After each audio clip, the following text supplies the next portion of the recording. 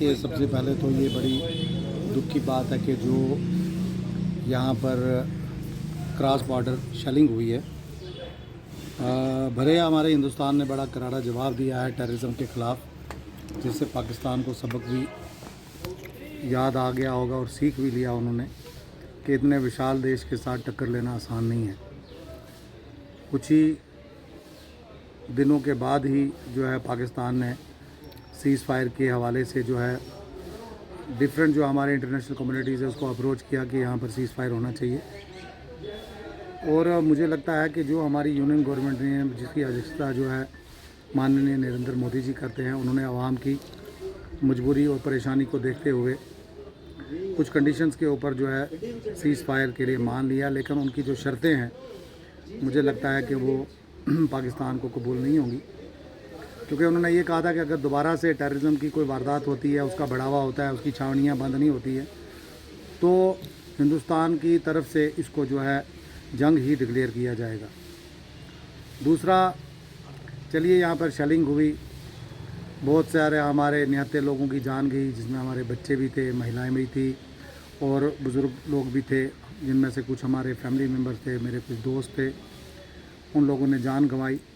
लेकिन उसके अलावा मैं ये ज़रूर कहना चाहूँगा कि पुलिस और सिविल एडमिनिस्ट्रेशन का बहुत बड़ा रोल रहा। इसलिए नहीं कि मैं मीडिया पे बोल रहा हूँ, मैं कोई चापलूसी कर रहा हूँ या किसी को खुश करने के लिए बोल रहा हूँ।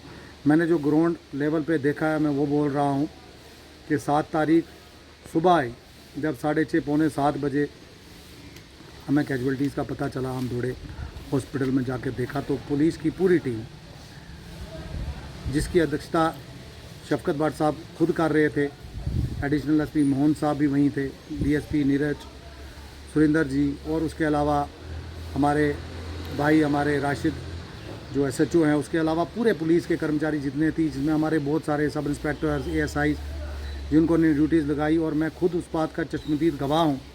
तो मैंने खुद देखा कि जब मैंने एसएसपी साहब को इंटीमेट किया कि यहाँ पर कुछ बच्चियाँ जो हैं हॉस्टल्स में जो हैं फंसी हुई है अंदर, जिसमें हमारा पहाड़ी हॉस्टल, गुजर हॉस्टल, शीश महल और जो हमारा बच्चियां हमारी डिफरेंट इंस्टीट्यूशन में रहती थी, उनको इवैक्यूएट करना है, तो एसएसपी साहब ने सीआरपीएफ और बाकी जवानों की मदद लेके उनको मोबाइल बंकर भेजे वहाँ पे, और 15-15, 20-20 बच्चियों को बंकर से कलाई तक, पैंच तक उनको पहुँचाया, और आगे से उनके पेरेंट्स लेके गए। मैं उनको भी सलाम करता हूँ, उन सीआरपीएफ के ऑफिसर्स और उनकी पूरी जो पैरामिलिट्री फोर्सेस है यहाँ पर, मैं उनको भी सलाम करता हूँ। उसके साथ साथ मैं इंडियन आर्मी, जिनके बल के ऊपर एक करारा जवाब जो है पाकिस्तान को दिया गया है।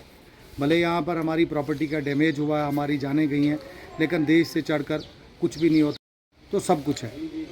इसके अलावा मैं सिविल एडमिनिस्ट्रेशन में डीसी साहब जनाब कुंडल साहब का, उनके साथ एडिशनल डीसी, एडीटीसी, एसीआर साहब और तहसीलदार और उनके नायब तहसीलदार, पटवारी, जितना भी अमला है, उन सबका शुक्रिया अदा करता हूं कि जिन्होंने पहले दिन से ही फील्ड में जाकर लोगों को जहां पर किसी चीज़ की ज़रूरत थी, लोगों को इवैक्यूएट करवाया, चंडक में, मंडी में, सुरनकोट में लोगों को पहुंचाया, और वहां पर टेम्परेरी जो कैंप्स बनाए गए थे वहाँ पर रखा, उनको खाना तक पहुँचवाया।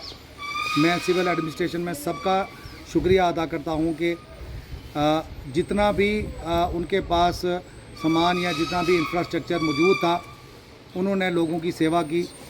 चाहे महंडर की बात हो, सुरनकोट की बात हो, मंडी की बात हो या पुंछ हवेली की बात हो, जितना भी एडमिनिस्ट्रेशन से बंद पड़ा उन्होंने किया। उसके अलावा जो हमारी स्वयं संस्थाएं थी, जिसमें हमारा सनातन धर्म सभा, उसके अलावा जो हमारी एनजीओज़ थी, मौलाना गुलाम कादिर साहब का जो इंस्टीट्यूशन था, यहाँ पर अलहाज शेख आशिक हुसैन ट्रस्ट था, उनकी एम्बुलेंस थी, सरी मस्तान की एम्बुलेंस थी, बीच में सलारिया साहब, शफीक साहब, उसके अलावा नुसरत शाह, और इसके अलावा सिख कम्युनिटी के बहुत सारे परोपकार सिंह आगे आगे रहा। और मैं अबोवाल अपने बड़े भाई प्रदीप शर्मा साहब का शुक्रिया अदा करूँगा कि जिन्होंने अपना बल दिखाया और हम लोगों की हिम्मत भी बढ़ाई और हमारे साथ साथ रहे, हम उनके साथ रहे, और हमने खुद साथ लेकर लोगों को इवैक्यूएट कराया, डेड बॉडीज़ घरों तक पहुंचाई, इंजर्ड को जो है हॉस्पिटल था। और मैं इसके साथ साथ मैं अगर पैरामेडिकल स्टाफ का,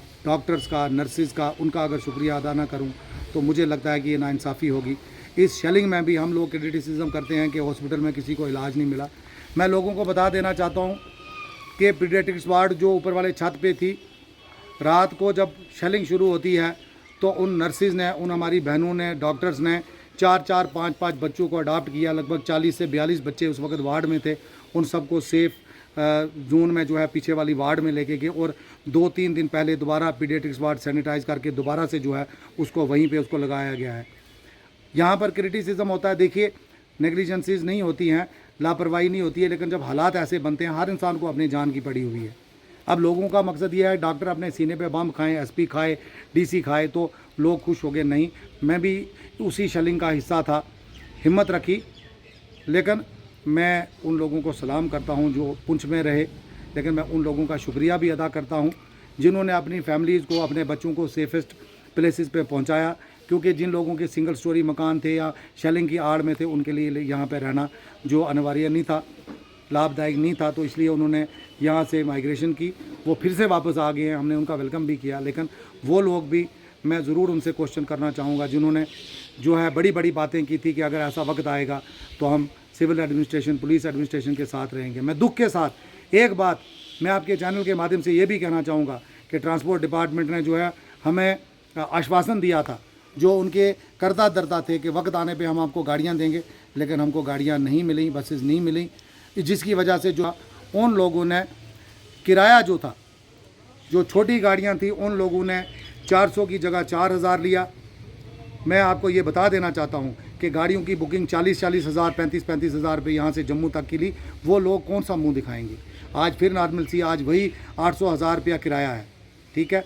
लेकिन वो वक्त भी याद रखिए जिन लोगों ने दुकान से आटे की गुत्थी 750 रुपये की बेची है, जो 300-350 की है, ठीक है। पानी आप लोगों ने महंगा बेचा। ये चीज़ देखिए, ये वक्त कभी दोबारा भी आ सकता है। हमें इन चीज़ों के लिए तैयार रहना चाहिए। नॉर्मल सी फिर से बाहर गए हैं, वो वापस आएँ, अपने अपने घरों में रहें, दुकानें खोलें, और ताकि यहाँ पर दोबारा से वही पीस प्रॉस्पेरिटी पुंछ में जो है दोबारा से वापस आए।